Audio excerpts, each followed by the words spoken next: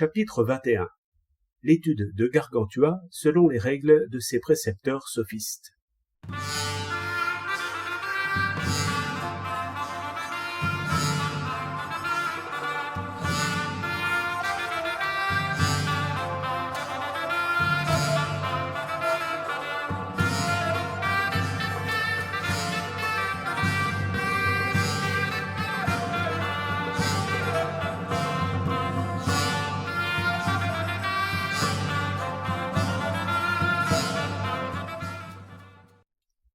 Les premiers jours s'étant passés de la sorte et les cloches remises à leur place, les citoyens de Paris, en reconnaissance de cette courtoisie, s'offrirent pour entretenir et nourrir sa jument aussi longtemps qu'il lui plairait, ce que Gargantua apprécia vivement, et ils l'envoyèrent vivre dans la forêt de Fontainebleau.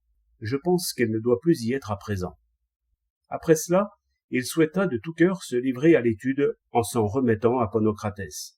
Mais celui-ci, pour commencer, lui ordonna de se comporter selon sa méthode habituelle, afin de savoir par quel processus, et en un temps si long, ses anciens précepteurs l'avaient rendu si sot, niais et ignorant. Il employait donc son temps de telle sorte. Il s'éveillait d'ordinaire entre 8 et 9 heures, qu'il fasse jour ou non. C'est ce qu'avaient ordonné ses anciens maîtres, alléguant les paroles de David, c'est vanité de vous lever avant la lumière. Puis il gambadait, sautillait, se vautrait sur la paillasse un bon moment pour mieux regaillardir ses esprits animaux. Et il s'habillait selon la saison, mais portait volontiers une grande et longue robe de grosse laine grège, fourrée de renard. Après, il se peignait avec le peigne d'Almain, c'est-à-dire avec les 4 doigts et le pouce. Car ses précepteurs disaient que se peigner, se laver et se nettoyer de toute autre façon revenait à perdre son temps en ce monde. Puis il fiantait, pissait, se raclait la gorge, rotait, pétait, bâillait, crachait, toussait, sanglotait, éternuait, se mouchait en archidiacre, et, pour abattre la rosée et le mauvais air, il déjeunait de belles tripes frites, de belles grillades, de beaux jambons, de belles pièces de chevreau et de forces tartines matutinales. Ponocrates, lui faisant remarquer qu'il n'aurait pas dû s'empiffrer si brusquement au saut du lit, sans avoir fait quelque exercice au préalable, Gargantua répondit: « Quoi? N'ai-je pas suffisamment d'exercice? Je me suis vautré 6 ou 7 tours à travers le lit avant de me lever. N'est-ce pas assez? C'est ce que faisait, sur les conseils de son médecin juif, le pape Alexandre, et il vécut jusqu'à sa mort en dépit des envieux. Mes premiers maîtres, qui m'ont donné cette habitude, disaient que le déjeuner du matin donnait bonne mémoire. Aussi étaient-ils les premiers à y boire. Je m'en trouve fort bien et n'en digne que mieux. Et maître Tubal, qui fut le premier de sa licence à Paris, me disait que le plus profitable n'est pas de courir bien vite, mais de partir de bonne heure.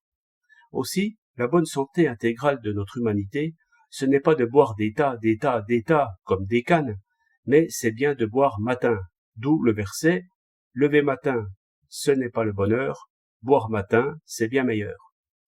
Après avoir déjeuné bien comme il faut, il allait à l'église et on lui apportait dans un grand panier un gros bréviaire emmitouflé, pesant tant en graisse qu'en fermoir et parchemin, 11 quintaux, 6 livres, à peu de choses près. Là, il entendait 26 ou 30 messes. À ce moment-là, venait son diseur d'heure en titre, encapuchonné comme une huppe, ayant bien immunisé son haleine à coups de sirop de vigne. Il marmonnait avec lui toutes ses kyrielles et les épluchait si soigneusement que pas un seul grain n'en tombait à terre. Au sortir de l'église, on lui apportait sur un fardier à bœufs un tas de chapelets de Saint-Claude, dont chaque grain était gros comme le moule d'un bonnet, et en se promenant à travers les cloîtres, les galeries et le jardin, il en disait plus que 16 ermites. Puis il étudiait pendant une méchante demi-heure, les yeux assis sur le livre, mais, comme dit le comique, son âme était à la cuisine.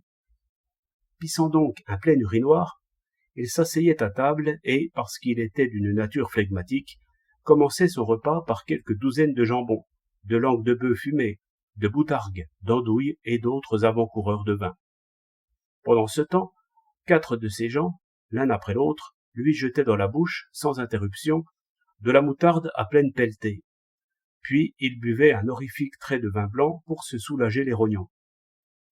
Après, il mangeait selon la saison des plats à la mesure de son appétit, et cessait de manger quand le ventre lui tirait. En matière de boisson, il ne connaissait ni fin ni règle, car il disait que les limites et les bornes du boire apparaissaient quand le liège des pantoufles du buveur s'enflait d'un demi-pied en hauteur.